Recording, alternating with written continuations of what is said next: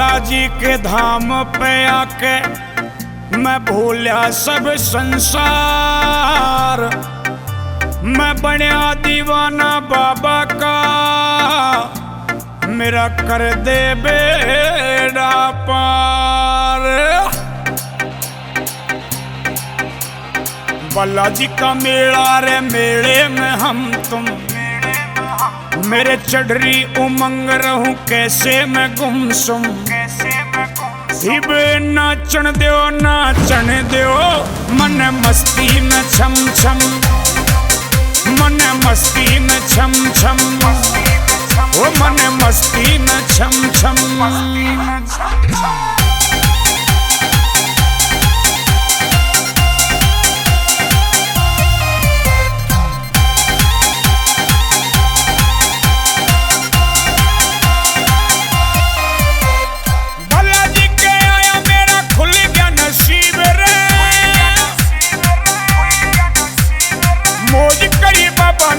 कोई दुख लीव रे, खुशी मनाऊंगा मैं जम के, खुशी मनाऊंगा मैं जम के। डीजे बजा दो दम दम, नाचू मस्ती में छम छम, ओ नाचू मस्ती में छम छम, नाचू मस्ती में छम छम।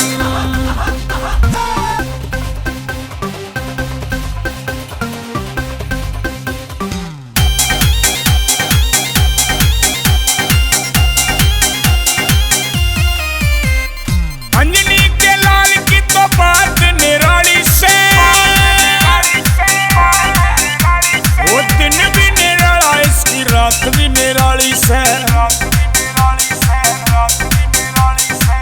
जो भी आ गया इसके दर पे, जो भी आ गया इसके दर पर, मिट गए उसके सब गम। नाचू मस्ती में छम छम, ओ नाचू मस्ती में छम छम, रे नाचू मस्ती में छम छम।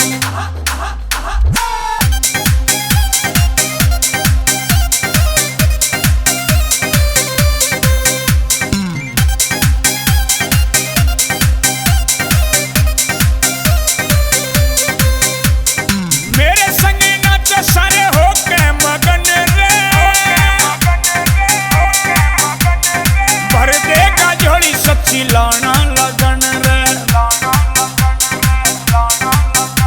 सुरेश मानी से बजरंगी के, सुरेश मानी से बजरंगी के, गाया करे गुण हरदम। नाचो मस्ती में छम छम, रे नाचो मस्ती में छम छम, रे नाचो मस्ती में छम छम।